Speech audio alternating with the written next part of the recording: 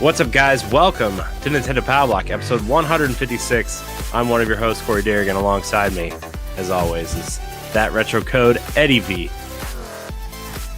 Cuphead is on Nintendo Switch. Yes. Hi, everybody. I don't understand why we keep him around sometimes.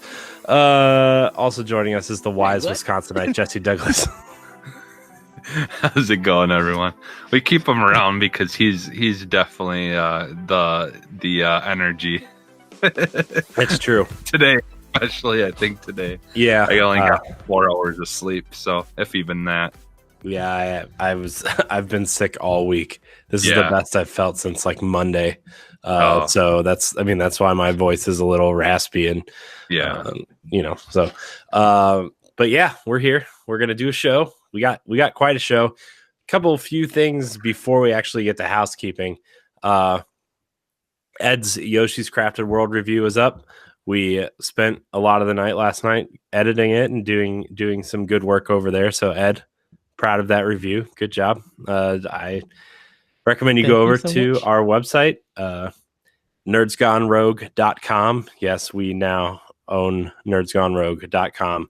ngrradio.com still works as well, but something we discussed like a year and a half ago is that we should probably get away from the NGR radio moniker, since it's not just one podcast anymore, it's a bunch of stuff. And a year and a half later, here we are, nerdsgonerogue.com. Woo. Yes. Also the website's getting a sort of a redesign, I would say. So it looks a little bit different. Ed seems to like it. Matt likes it. Jesse, I don't know if you've gotten a chance to check it out yet. No, I haven't. So it's live then. Yep. You can see. Oh, okay.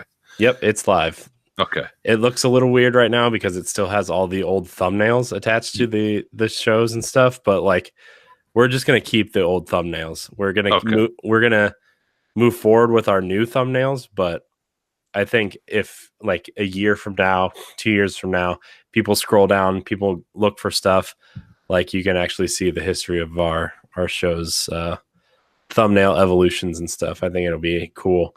At first, it was really going to annoy me, and actually, it's still really going to annoy me that it doesn't look the same. But there's also 1,081 posts on our website right now, and I don't feel like making 1,081 new thumbnails. So that's a lot of work. So moving forward, we're going to start. You're going to start seeing some switch ups with our thumbnails and everything on YouTube and on our website.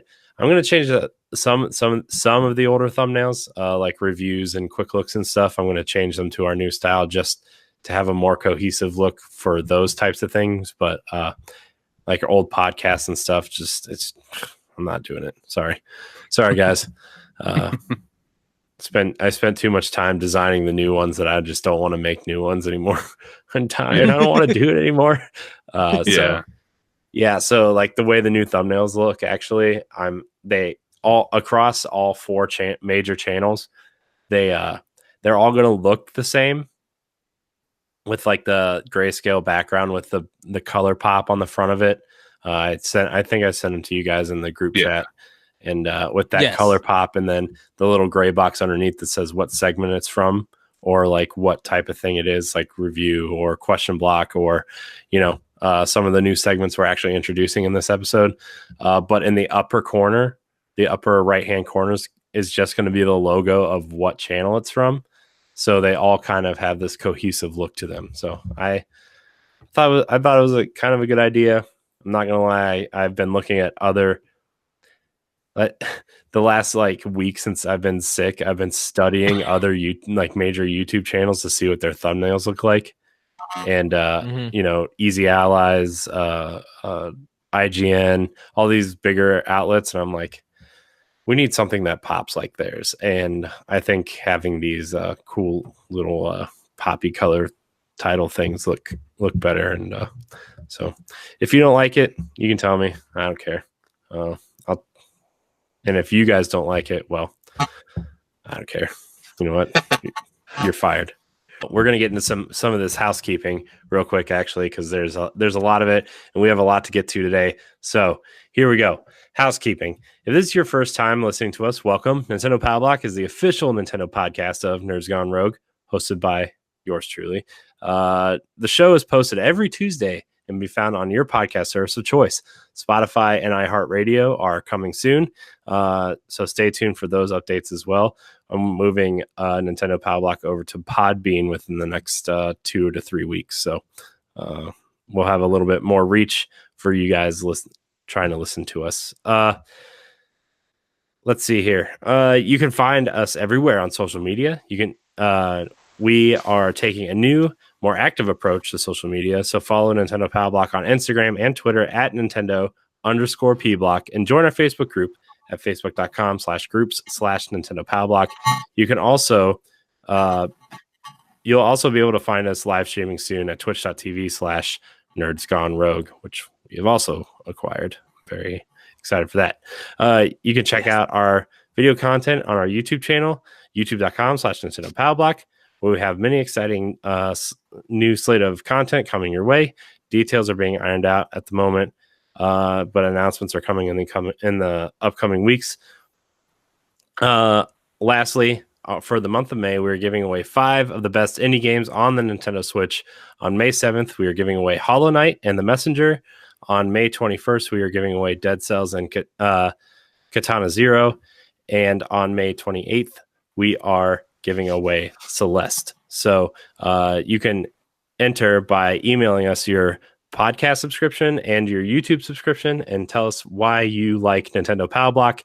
And if you rate us on your podcast service of choice, that grants you a second entry. If you do not win in the first entry, your entries do carry over to the next game. So that's how that's going to work. Entries started last week, so make sure you get your entries in, and we will make our first drawing on the May 7th episode for Hollow Knight and The Messenger. Lastly, like I said earlier, Ed's Yoshi's Crafted World review is up, so go read it if you're on the fence about the game.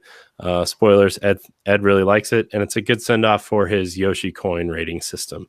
So also, you should check out our other podcasts, Nerds Gone Rogue, Nerds Gone Platinum, and Arsenal X. All right, we're going to get into our newly renamed segment, the Cartridge Slot. We're going to start with you, Ed. What are you playing this week on your Switch? So Cuphead has been released for Nintendo Switch. That's the game that I've been playing. Plays just like the Xbox One, fun platformer. I will advise everybody, please play this game with a Pro Controller. If you do decide to play with the Joy-Cons, it's going to be very difficult. So Cuphead is the game that I'm playing for my Nintendo Switch. I have other stuff, but how's it playing on Switch? It plays great. It plays smoothly. I think it may be 30 or 60 frames per second. There's no lag, there's no problems or anything with it. It's actually a ball to play. Nice. The only negative thing I've heard about Cuphead is that the load times are kind of meh. But that's for people who play on Xbox One X's, and I heard people with like S's and launch Xbox Ones have the load times are practically the same. They are, because there's like kind of load times for that. But there's something that you could get over with, and the achievement system works fine too. So it's not a problem. Nice. I need to get Cuphead, but I'm on a pausing on buying games right now. Mm-hmm. Because my wife's birthday is in a couple weeks. So yes. That's clearly that takes priority over my Switch collection. Unless she wants Switch games. Buy yourself gifts through her. No response. Jesse, what are you playing? What are you playing on Switch? Same as last week. I just played a little more of that Vaporum or whatever. Enjoying it, like I said last week. It's a good game, and it's definitely which one was that again? That's the one that's a dungeon crawler, first person steampunk. That's right. It's fun. I think I'm still stuck where I was last time, trying to figure out what I got to do and stuff. But it's fun. Like like the mix of all the different elements of the RPG elements and the first person shooting and the like almost definitely like has that RPG feel where like the RPGs where you can kind of move to a different spot or whatever, and then like like you got to time it just right where you move in front of the enemy, hit him, and then quick try to move away before he does his attack. Right. Because they'll attack on the spot that you were previously standing on.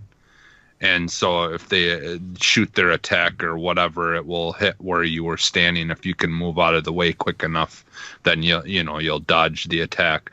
But it's like like where you have to be standing in front of each other in order to be able to attack. And certain attacks can only reach like so many squares in front of you. Yeah. And stuff like that. So it feels like a hybrid of like all different kinds of things, like a RPG, like the XCOM style game, first person shooter, dungeon crawler. It's really a mix of all different things. It's a fun game. Nice. Yeah, I remember as soon as you said dungeon crawler, I remembered what you were talking about. So I honestly haven't been playing that much. I played a little bit of Final Fantasy X this morning, the HD remaster. Nice. Man, I forgot how cool that opening cutscene of that game is. Yeah. I don't really want to spoil anything for people who haven't played it. It's up there in my top 3 favorite Final Fantasies. I don't know. I really like 9. I love 9 actually. I love 12. I love 10. But 10 was the first Final Fantasy game that I really got into and beat, and so like it kind of holds a special place in my heart. I know a lot of people don't like it because it's kind of linear and the voice acting is quote unquote bad, especially the notorious laughing scene. But everybody always takes that scene out of context, and it's just like that scene is actually super heartwarming. But people take the generic laugh out of there and just take it way out of context. And so I play a little bit of that. That opening cutscene though, where like the blitzball match is going on, and you see Auron walk up to the ledge with the jug. And you just see this huge tidal wave just crash through the city, and like you're trying to survive with Auron, and that's I just playing it really like brought back a ton of memories of just plowing through that game and trying to get every little weapon and doing the thunder planes, getting through there and getting the weapon from there and everything. So. That's all I've really been playing. I've been working on like I said at the top of the show, I've been working on the website redesign and everything. And, last night Ed and I were prepping his review for a launch today. And that was a big task to get that website done. And I still have to place everything in the right areas where they go. But again, if you haven't checked it out, nerdsgonerogue.com looks good. It looks I like it personally. If you don't like it, I don't really care. It's not your website. But yeah, I'm taking a new approach, like Jesse said at the top of the show. I'm trying to find a way to have the same quality that we've had and not make as much work for myself.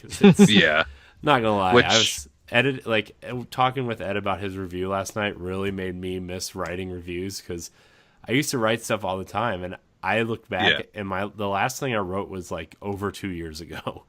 So well, and I feel like at least with writing, that's something that you can kind of do on paper or or whatever whenever you want, like, and like I just feel like for you, what would be best is the less time you can spend stuck at a computer, and like is probably the better. Like it just like be able to just relax and write something or whatever on paper even. Yeah. Like I feel that's the thing is I feel like as much as we love computers, that when we get stuck at them, it can ruin a day. A day. There's so many ways that computers are waiting to disappoint us. Yeah. Oh, trust me. For this episode, it's like the show. I'm quite aware. Yeah. So, if you're watching the video version, you're gonna see Google Hangouts at the top of the show, and some amalgamation of Skype and OBS at the bottom of the show, and it's because Skype sucks and Google Hangouts sucks and the internet sucks. So yeah, I do apologize for the transition. That plus, like, if it sounds like we're rushed, it's because I have a birthday party to go to in about 25 minutes. So yeah, anyways, I do want to get back to writing. I've actually been I have a folder on my phone that says writing on it, and I've been making ideas about what I want to write about. Yeah. And also some games that I would like to review that I have been playing. Whether or not I finish them or not is another question.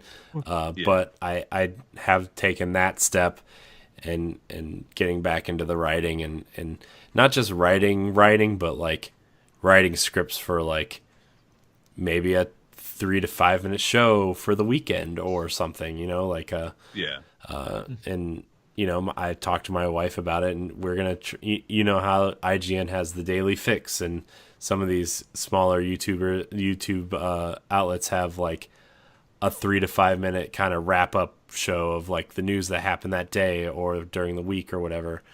I want to try to do something like that with a green screen and like have the news stories behind me and stuff like that. Like I have ideas of what I would like to do, and my wife said she would help me out with that if I needed her, and she's gonna help me with that. But like just writing stuff like that is kind of like something I want to do. So well, and it would be nice, like that's something you can be doing for this or whatever, and still, technically be doing something with your wife, and it's kind of cool being able to do something you enjoy and both kind of have fun with it. So yeah, together. So yeah. And then lastly, I did play a little bit of Yoshi's Crafted World also after we went over Ed's review, which, by the way, Ed, I'm really proud of that review. It's great. I'll have to read it. I haven't gotten a chance. Yeah, it's really good, and I'm proud of the work that was put into it and everything. So yeah, so that's what's in our cartridge slots this week. I know somebody's gonna make that a joke. Pull them out, blow them off. Yeah. So we're gonna get into this next segment here. This is one we are adding, and we're gonna add it weekly unless there's absolutely nothing happening. The eShop drop, where we talk about the games that are coming out this week, and we're gonna pick one game that we're excited for from the drop this week. There are 3 kind of major titles coming out this week and a DLC package. Mortal Kombat 11 is obviously the big title coming out this week on all platforms. The Switch version actually looks really nice. I don't know if you guys watched the trailer for that or not. I did. But Mortal Kombat 11 on Switch looks great. 60 frames a second.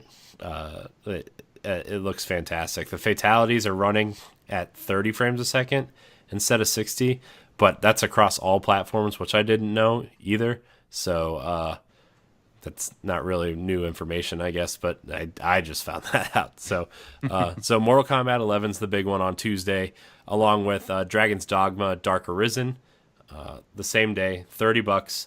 Capcom's releasing it on Switch for the first time, so you can check that out. Box Boy and Box Girl comes out on Friday on the 26th. $10, by the way. So, Oh, wow. And by the way, Nice. if you have not played those games on 3DS, they're $5 a piece on 3DS. They are fantastic puzzle games. And the fact that this one's only $10, I thought this was going to be $19.99 when it came out because they said there's over 270 levels. There's unlockable characters and secrets and stuff to unlock new puzzles. I was like, this is for sure going to be a $20 game. Nope, $9.99. So, Yeah, that's awesome. Box Boy and Box Girl comes out on Friday, and then the day this episode posted, or the last episode posted last week, Joker DLC for Smash is available, which includes a new stage, a bunch of new music, the stage builder, and of course Joker from Persona 5 for Smash. Now I updated it and played a little bit of him yesterday, and I think it would really help if Nintendo fans played Persona 5 to know his moveset, because there's a lot of things that I do not understand what's happening when he's doing moves. So if you've played Persona 5, you will probably understand the movesets. Yes, I played it, so I understand.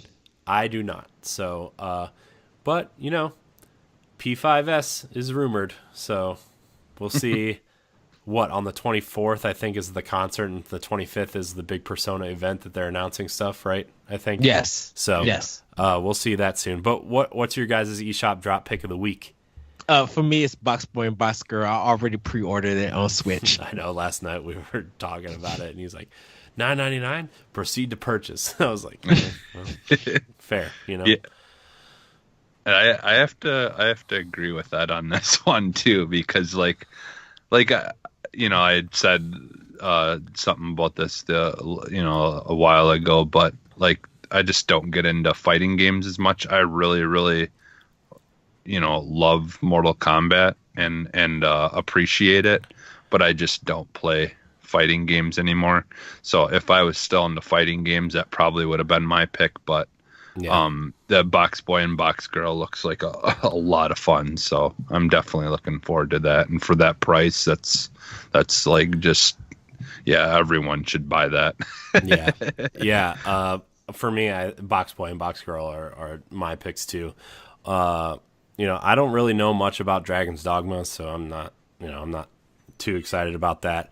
Mortal Kombat 11 was close, but like, since I'm kind of like pushing off buying games for a few weeks, like, am I really going to care about Mortal Kombat in 2 or 3 weeks? You know what I mean? Like when I am like done figuring out what I'm doing with my wife's birthday and everything, like, am I really going to care?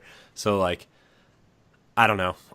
It looks cool. I'm super psyched that game is coming to Switch, but I've never been a Mortal Kombat guy. It's one of those games that I'm always interested in watching and seeing the new fatalities on screen instead of actually playing. I mean, I'm pretty sure, Jesse, I think you can agree with me on this. Like, the closest I think I've ever played or gotten into Mortal Kombat was when Injustice 2 came out. And, the Ninja Turtles were announced for that, and I was like, oh yeah, Gold Edition purchase.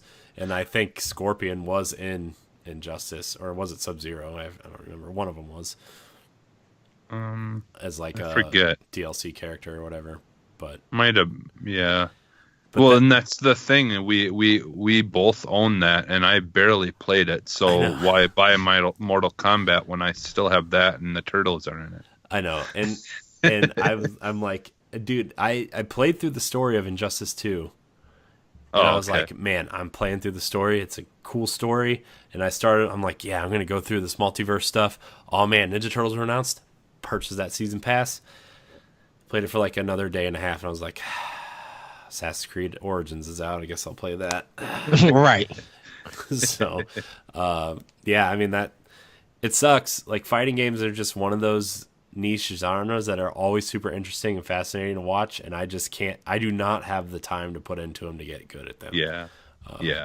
It's the same as shooters these days too, right? Like, there's all these cool shooters that look cool, but like, I've already kind of picked my one, which is Destiny, and I don't really need another one. I mean, we've played Call of Duty and Apex and Fortnite and PUBG together, right? But like we did that for videos and stuff, and not necessarily for me to like want to get good at one particular game. Although Apex is really good, I'm not gonna lie, I'm still really enjoying Apex. But so yeah, that's the eShop drop. So unanimously, Box Boy and Box Girl, $9.99. Really fantastic puzzle game. I really hope that they release the first 3 games puzzles as DLC for this game. Yes, because that would just be a really cool and fun move for them. Because then, even then, like the whole game's going to be $25 if they release those packs, those first games packs for $5 a piece. Like, I mean. So, also, if you have a 3DS, they're also all only $5 a piece on your 3DS. So, fun, cheap puzzle games. I'm a sucker for fun, cheap puzzle games. You saw that when we talked about Hook for 2 weeks. And so, yeah, Box Boy and Box Girl eShop drop pick of the week. Stamp it. Pow Block approved. Stealing that from Ray from last week. Pow Block approved. So, all right, we're gonna move into these news bits here. Depending on time, we might cut out some of these news bits, so I'm going to get into some of the more interesting ones here. The cult hit classic 13 is getting remastered for Nintendo Switch. I own this game for GameCube. High five, Corey. It was okay. I was like, this is cool.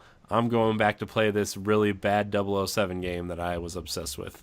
I was obsessed with Agent Under Fire and Nightfire. Oh, yeah. And so I'll just read the story real quick.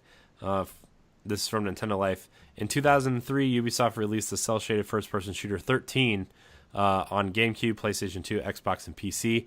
Now, a remake of this unique-looking game is coming to Nintendo Switch, PS4, and Xbox One on November 13th. For those who haven't played it before, it's loosely based on 5 volumes of the Belgian graphic novel dating back to 1984, written by Jean Van Ham, with artwork by William Vance. In the original game, David Duchovny, best known for his FBI agent Fox Mulder in the X-Files. Oh, excuse me. Man, this episode's going to be a hot mess.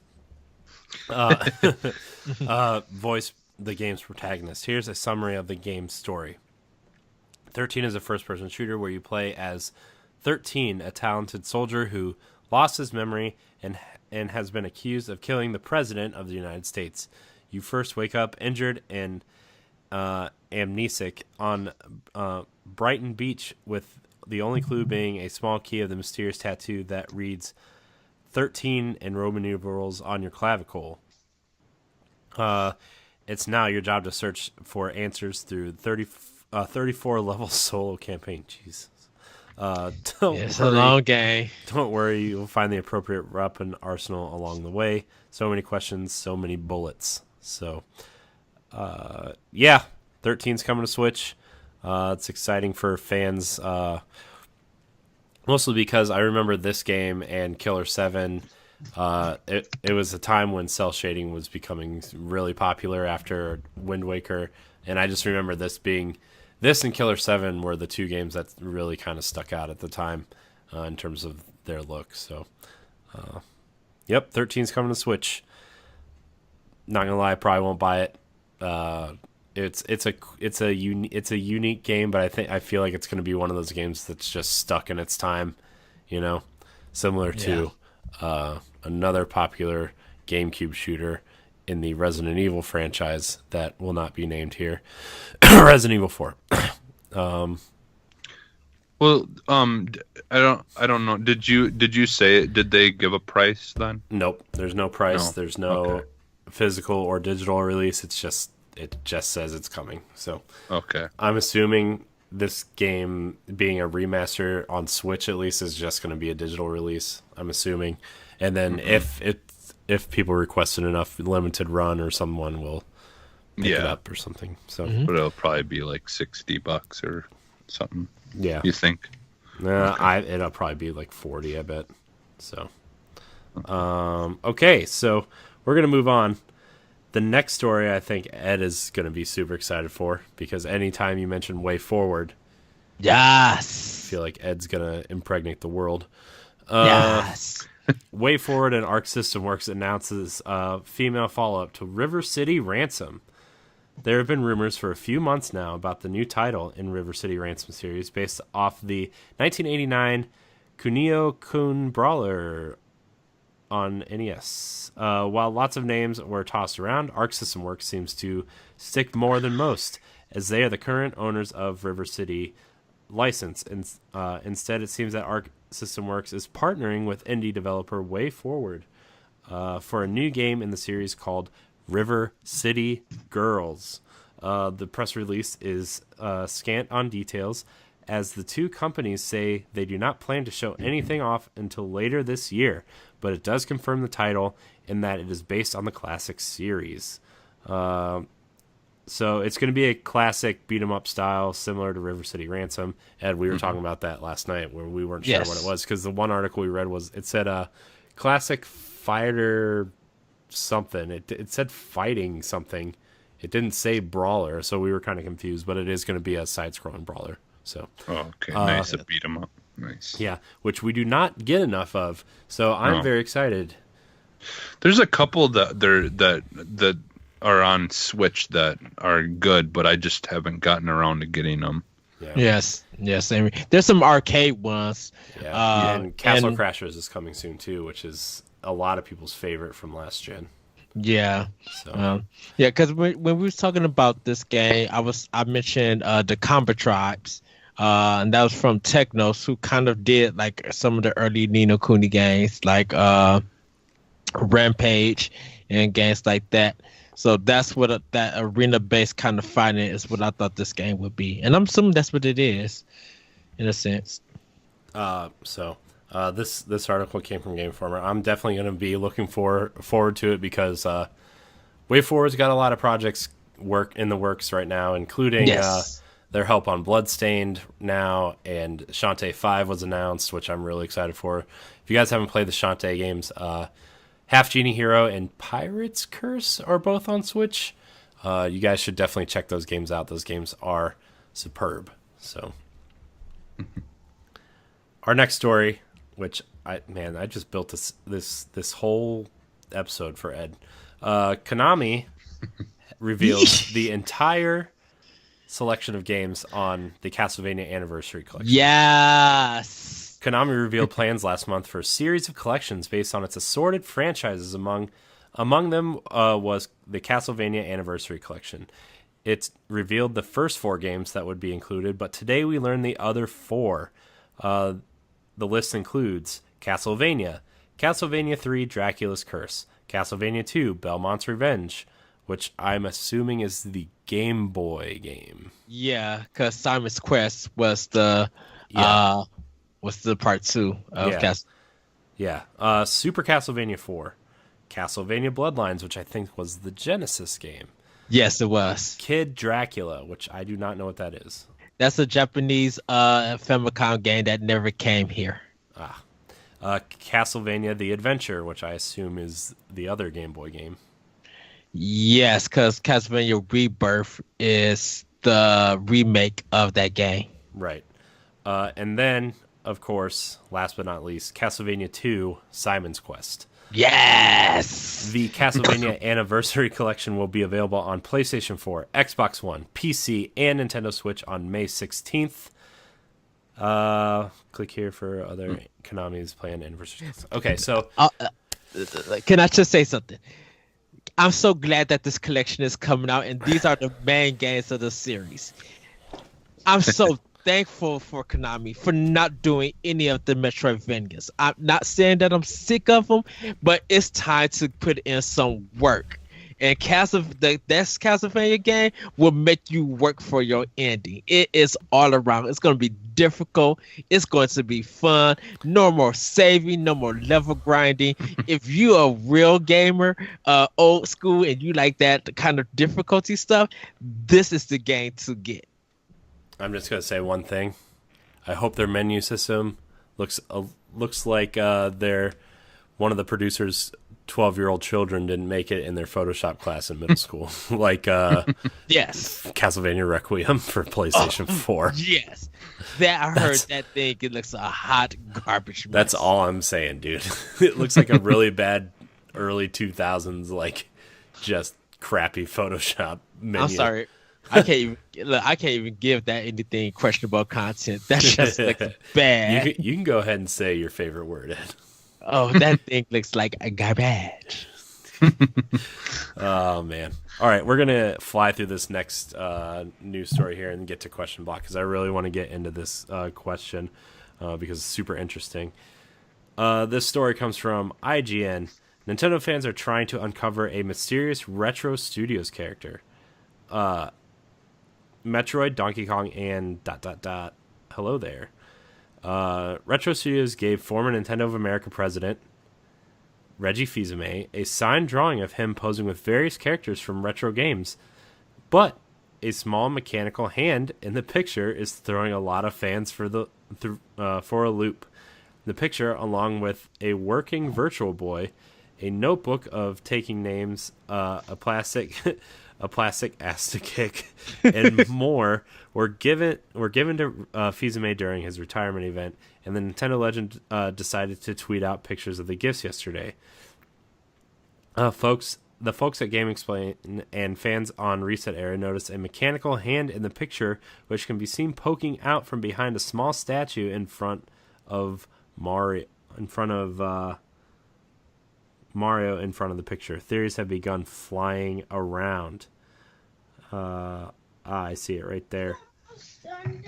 That hand is quite a picture. So if you haven't seen this, it's just Reggie saw this plaque. There's a statue of Mario standing in front of the plaque, and there's just this little hand just going like this, like it's waving, and man, that's insane.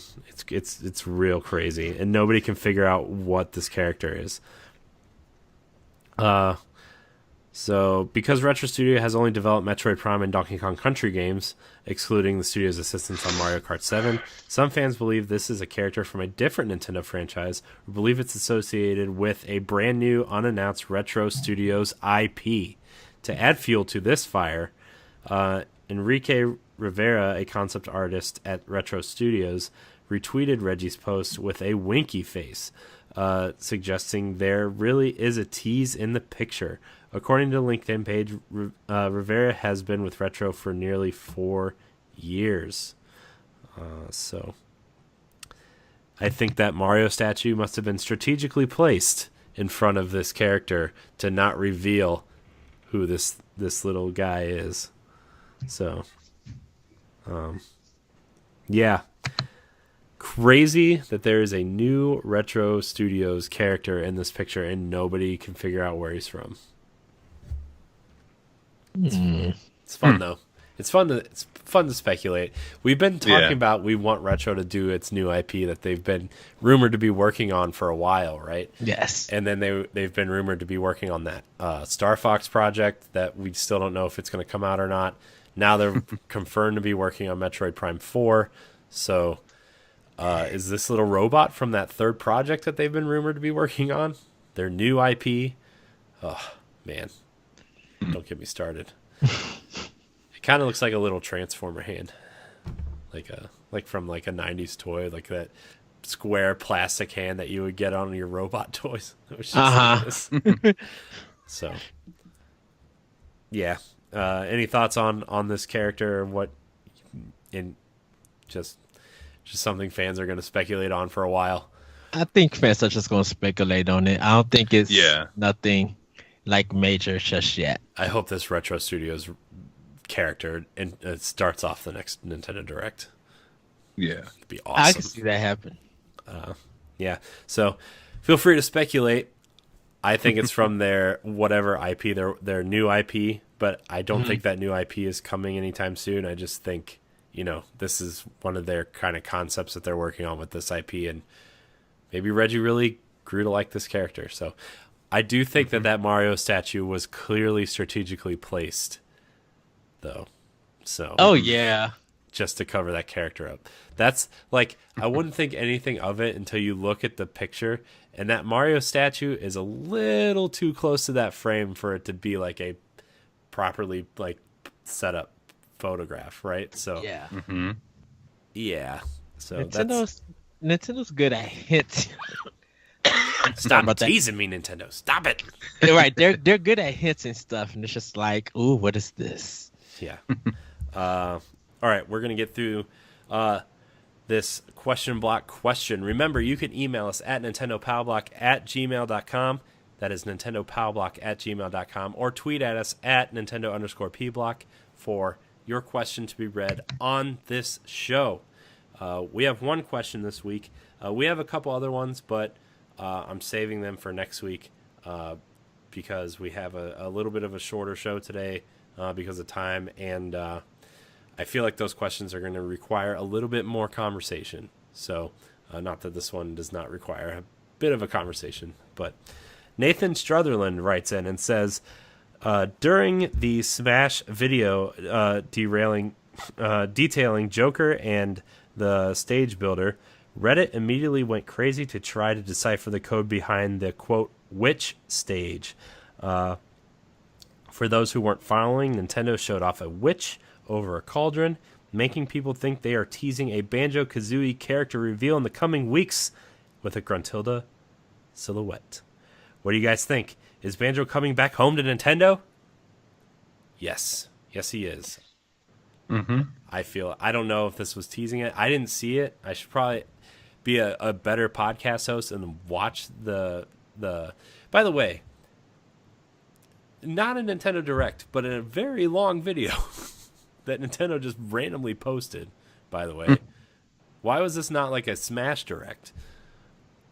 Yeah. I don't know. It's insane. So, by the way, there's a 15-minute video on Nintendo's thing detailing Joker and the stage and the music. By the way, the stage, the Persona stage, the level changes depending on which game the soundtrack is from. So, if it's from Persona 5, the stage is red. Like, it's red, black, and white aesthetic. If it's from 4, I think it's, like, blue and, like, I think it's, like, has this blue overlay to it. And then from 3, I think it's yellow. So. Which is weird. Maybe for Persona 4, it's yellow and 3 is blue. Yeah. I don't know. I look, I'm not going to sit here and pretend to know anything about Persona, except that I played Persona 4 Golden on Vita for 10 hours and then my Vita died. So, oh wow, that's the extent of my Persona knowledge. Although I do really want to play 4 and 5 again. I don't feel like getting another Vita to play 4, and I'm waiting for the Switch version of 5, hopefully, at some point. Yeah. So, but do you guys think that they are teasing a Banjo announcement for Switch for either like a character reveal for Smash, or is Microsoft going to publish Rare Replay and bring Banjo home? What is happening? I would say this: if they were going to do Banjo, he's going to be the final one. Because Nintendo and Microsoft are talking. You wouldn't think they would do someone bigger than Banjo for their last character? Nope. Because the thing about it is that Nintendo is working with the more Japanese developers that you wouldn't expect to come here to America for Smash. If they were going to go do someone from Europe, which Rare is, and with Microsoft, you would want to save that big one for the last one. You don't want it to be overshadowed by other characters that you really wouldn't think of coming to the system. So to end like the DLC, because they even talked about it, like the final character is going to be out in February of next year. Like they're spacing all of this out. So you want to just like end it off on a really, really like great note. And Banjo-Kazooie would be that great note for that to happen, because you'll be able to bring up the characters, the stages, and things of that nature. I think right now Nintendo is focusing on getting the next other characters from different Japanese developers or even indies to be in Smash before they go out with Banjo-Kazooie. That's my theory. Yeah, I mean my theory right now is that like there's never first of all there's never been a Western developer be represented as a fighter in Smash, right? And so I think the closest everybody tries to say Solid Snake, and I'm like, Kojima is clearly Japanese. I don't know what you guys are talking about. When Konami did Metal Gear, that was an NES property in Japan. I'm just like, whatever. It's and then the rumor right now is that the next fighter to be announced is going to be Eldrick from Dragon Quest, like one of the early Dragon Quest Dragon Warrior games. So we're we're gonna have all the characters by this time next year. So yes, we'll probably know who the next couple fighters are shortly. But man, I can't imagine, like, they said Joker was gonna set the tone for the characters in Smash. So like, I'm trying to figure out like, I think the best way to go about this is to figure out who's popular in Japan. Like what franchises, what characters are popular in Japan. And clearly Persona is one of those. And Dragon Quest is also a franchise that's popular over there. So Final Fight would come to mind for Smash. And maybe they team up with Sega and actually get Streets of Rage to come to it. Or maybe they actually bring someone that no one would guess. And that would be Eternal Champions or Virtual Fighter. What about Monster Hunter? Do they have anything from Monster Hunter? They have a Monster Hunter World. They have a level, a stage, and a boss from Monster Hunter. Yeah. Oh, okay. But the whole thing about Monster Hunter, though, is like, you create your character to go in there and fight. Right? There's not really any like, there's not like a Final Fantasy style thing where like, that's clearly there's a Cid in every game. There's a main protagonist in every game, right? It's you clearly are this random person and you're going through to right. But who knows, man? They could make some crazy changes. And they've been doing a bunch of fan servicey things and working with Microsoft. All I can say is if Banjo's coming, they better give me Conquer. So, I think it probably is Banjo because I think that we're actually going to be getting an announcement for a new Banjo game during E3. But, yeah, I'm actually in the same boat as you. I don't know if it's going to be Rare doing it, but I do feel like, Microsoft is going to start reaching out to some smaller devs to take on some smaller properties. Like look at Battletoads, for example. I don't think that's being done internally. I think they are farming that out to someone. So, those types of things are going to happen, and Microsoft is not afraid to make bold moves, clearly. So we'll see if Nintendo plays nice. But that's going to wrap our episode. This has been episode 156. Hopefully the editing went smoothly and the audio version will show no interruptions whatsoever, except for my kids walking in multiple times while we're recording. I don't care about that. So I want to thank everybody so much for watching. Remember, you can go to the all-new nerdsgonerogue.com and check out all of our content. You can check us out on Twitter and Instagram at Nintendo_PBlock. You can email the show at nintendopowblock@gmail.com. Just going to make this super short. Sorry, Ed and Jesse. You can follow Ed at ThatRetroCode on Twitter. Check out his Yoshi's Crafted World review. You can follow Jesse at PhantomMaggotAX on Twitter. By the way, next week, we are introducing the new intro to Nintendo Pow Block, which Jesse wrote the theme song for, and it is really cool. So yes, he also did the theme song for Arsenal X and is working on one with Matthew Keel for Nerds Gone Rogue. I'm very excited to share that with everybody. So Jesse, you're Awesome. You can follow me at Corey and HG713 on Twitter and Corey and HG on Instagram. And you can check out Nintendo Pow Block every Tuesday at 7 a.m. Eastern Time on youtube.com/Nintendo Pow Block and your podcast service of choice, coming soon to Spotify and iHeartRadio. Thank you so much for watching. And until next time. Bye, everybody. Woo-hoo.